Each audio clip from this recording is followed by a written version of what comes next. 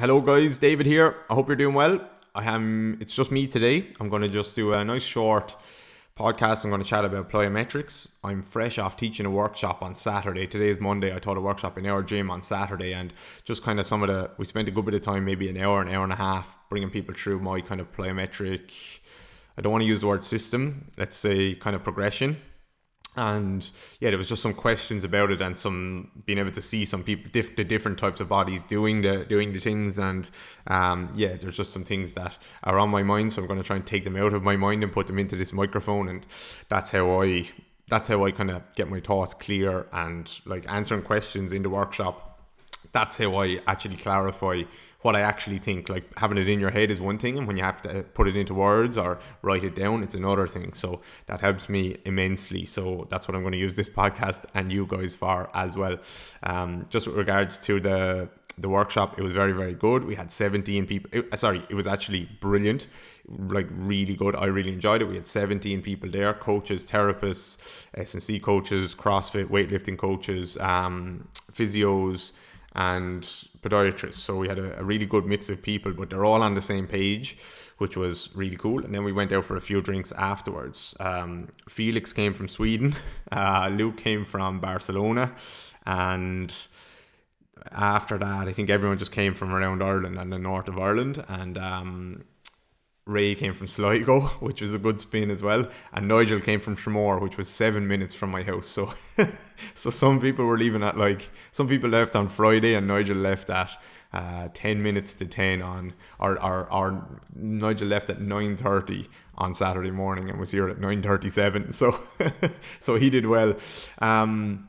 So yeah, it was very, very good. And I'm just going to give a shout out to the three girls who are with the Foot Focus team of podiatrists in Dublin.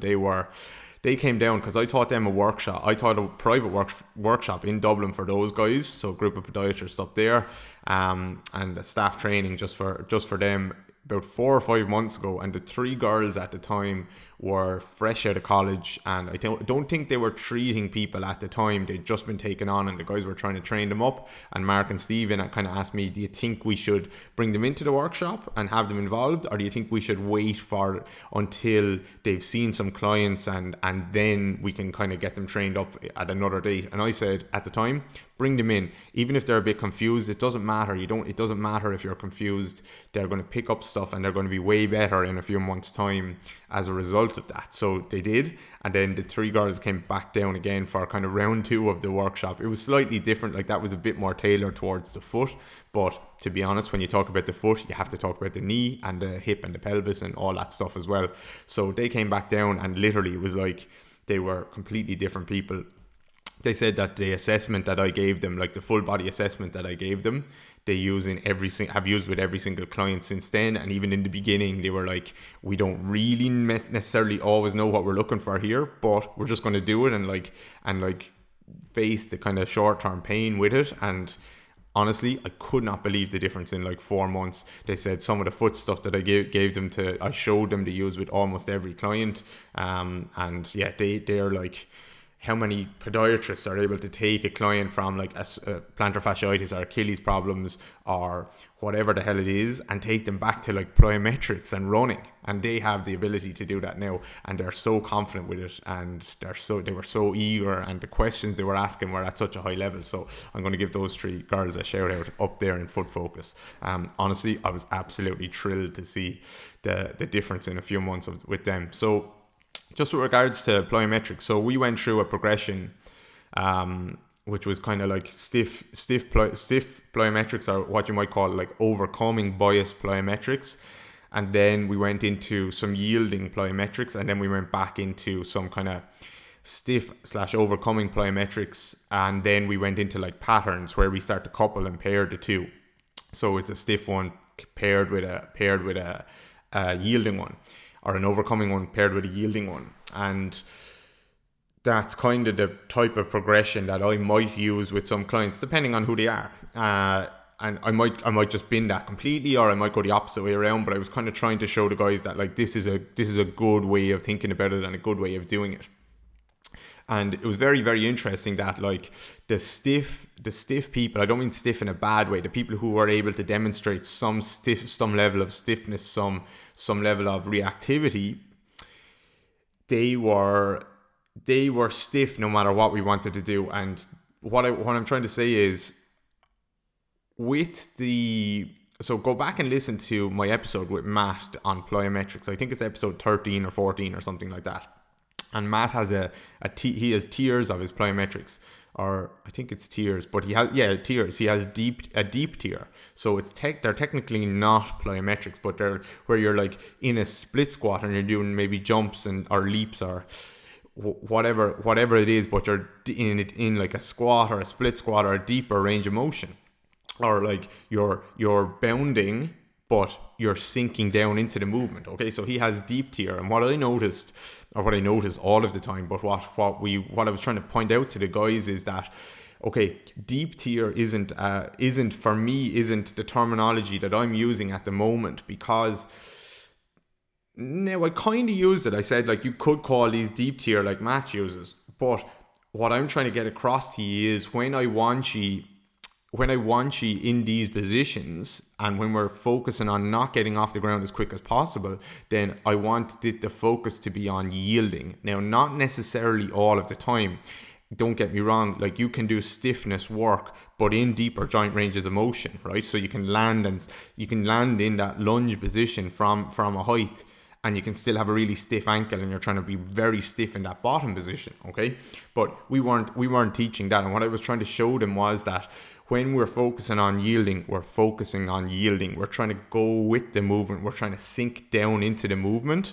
But the people who were stiff all the time, and they were just stiffening up in their landings. But the only difference was they were stiffening. They were in a deeper joint range of motion, in a deeper joint range. Like they're down in a squat position. They're down in a lunge position, but they weren't actually letting tissues yield and lengthen. They're just stiffening up in that range of motion. Okay, so I was trying to say, when we are yielding, we are yielding. When we are stiffening and overcoming, we are overcoming. We're not necessarily. The stiff people were always trying to be stiff, and then the yieldy people were always trying to be yieldy. Okay, so if we're doing our single leg pogo or single leg hop for distance, continuous hopping across the ground with a leg cycle, which we did do with a leg cycle in between, you can't be, if you want to demonstrate that in a proficient way and have short ground contact times, the yieldy people, the people who like were the yieldy people weren't amazing at it, right? They're super yieldy. They weren't going to be amazing at it. But some of the stiffer people were good at it, were pretty good at that type of thing, okay? Then there's the super stiff people. I was trying to get them to like yielding down into movements, and they weren't amazing. And some of the yieldy people were better at it, okay? So there's the two ends of the spectrum. Neither is good or bad. It just really just depends, okay? It really just depends. The stiff people might need more yielding work. The yielding people might need more stiff work or overcoming work. And it's not like there is an overcoming and a yielding action in both of those. So I'm saying a yielding thing, but there's still an overcoming action in that. It's just that it's biased towards yielding, and in the overcoming work, it's biased towards overcoming and stiffness. Okay, so that's so yeah. But then there was the people who kind of fell in the middle. Some people who are very, very strong, like they've done a lot of lifting, and I had this conversation. I think it was with Owen, who was at the workshop. Now, correct me if I'm wrong. Whoever it was, just let me know. Send me a message. But he was saying, one of the guys was saying how, okay, so someone has lifted a lot of weights and they've started to use like a very muscular strategy in their jumps. Like they've gone a little bit too far into that world, and now in their sport, like everything is a very muscular movement, and they're not as good at using the tendons to transfer energy, right? So he was saying, okay, so they need more stiff and reactive work to start to train the tendons in that way. And I said, yes, they do, but watch these people, and we pointed out some of these people doing their plyometrics, doing the yielding work, and they couldn't actually get down and yield into those positions and go with movements either. So they need So you'd measure those people on the, oh, sorry, my lights just went off. You would measure these people on the table, and they would be lacking range of motion some of the time. So not much hip flexion, not much IR or ER, maybe, whatever, right? Whatever. But they're just a little bit tighter. And so they're not quite good enough at overcoming muscle slack and getting off the ground quicker. But then if you go into the yielding work, they're not quite good enough at actually lengthening tissues. So he was saying you need to train them to be stiffer, I think. And I was like, yes, you do, but maybe you go after the yielding work first, or maybe not necessarily, but they still need the yielding work to try and recapture some range of motion and then go from there. So it's not that they need one or the other, but I think they probably need a mixture of both of those things. And if you fall in the middle of being someone who's like, okay, I'm going to stiffen up when I'm doing my yielding work, I'm not going to get that tissue to actually lengthen under load, so I'm not going to recapture that range of motion and get that nice kind of fluid type of movement back. And then I'm still going to try and stiffen up when I'm doing my plyometric work, my true plyometric work. I'm trying to be quicker off the ground, but I'm not quite good enough at that,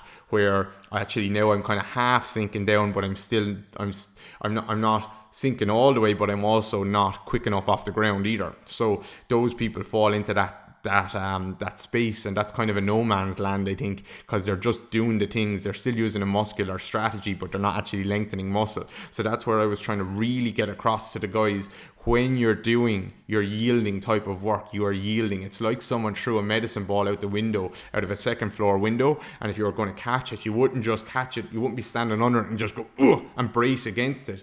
You'd probably like sink down into the squat and try and time it so you're going at the same speed as that medicine ball, and you're taking some of it, and then there's that little bounce at the bottom and you come back up. So over and over again, I was like cueing arms, let the arms hang, let the arms relax when we're doing our yielding work. And I must have got 10 messages from guys, because there was a good few strong guys there. I got a lot of messages saying how destroyed their quads and their glutes were because we lengthened the crap out of those tissues in our yielding type of work.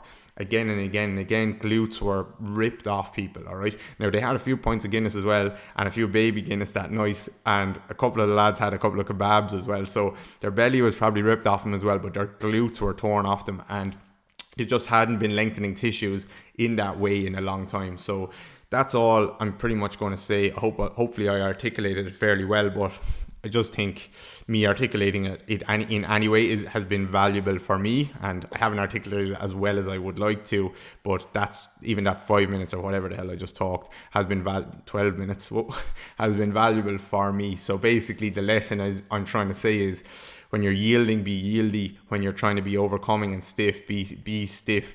Try not to fall into that no man's land, particularly if you're anyone, to be honest, anyone. Just be clear on your intention, on who you're trying to be, or what you're trying to train, what quality you're trying to train. And if you're not good enough at your true plyometric work to like not have to sink down, so you're not good enough at like being more reactive off the floor, then you're probably using, and your intention is to be more reactive off the floor, you're probably using a variation that's a little bit too hard for you. And then if you're not yieldy enough in your yielding work, or Matt might call deep tier, but the reason I'm not saying deep tier is just because I want to be specific that deep tier could be with an overcoming bias as well. It's just in a deeper joint range. I'm saying yielding is like not, it's a sinky kind of movement, okay? So when you're trying to do that, actually do that and don't be stiff at the same time. So I hope that makes sense. Please let me know. Actually, I'm not just saying, please let me know. Actually let me know. Tag me or whatever, or write to me on Instagram. Actually let me know if that makes sense, or if I just wasted 14 minutes and 19 seconds of my life. And one last thing, don't forget to sign up for DGR Interactive. Use the code DGR Podcast for 20% off, and we are absolutely flying there on the membership site. I said I wanted 1,000 members in January. I said I wanted to get to 1,000 members, and I was like, I'm just going to set a massive unrealistic goal just so I have to kind of force myself to work hard. And now I'm like, this might not be too unrealistic, the way people are taking to it and sharing it and stuff like that. So go and sign up there this week. I'm going to do a video on actually after this podcast, I'm going to do a video on the foot and looking at some foot stuff and help you with some observational skills. I'll put up the post on Instagram. Actually, I'm going to do the longer answer, the 10-minute answer on the member site. And then the other one was, hang on, Kira sent out the email. Bear with me now, don't go anywhere. Kira sent out the email. We went through it this morning. Monday morning we say, right, what's our plan for the week? And then that makes me actually stick to the plan for the week. So, Friday I'm going to go over hook lying versus 90-90 variations. So Sam asked me, Can you help me understand why you use a 90-90 variation versus a hook line variation? What are the differences between the two? So Tuesday, observational skills, what's happening at a foot, 3 or 4 things that I can see, and I'm going to help you see them. And then hook lying versus 90-90 on Friday. Last week I went over orientation versus relative motion at the feet. On Tuesday and Friday went over hands-on work for the forefoot, a bunion case study. So it was like, here's what you can see with your hands, and here's then with my foot model some kind of mobilizations that you can use to get a forefoot moving. And I just had a foot with a bunion. So every single week content like that, and it'll take you.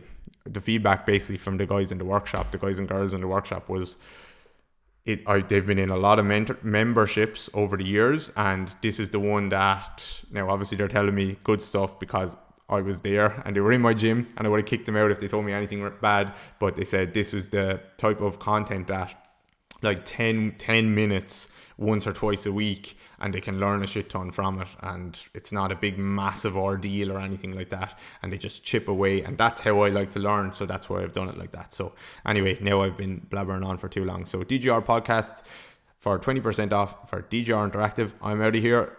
Take care.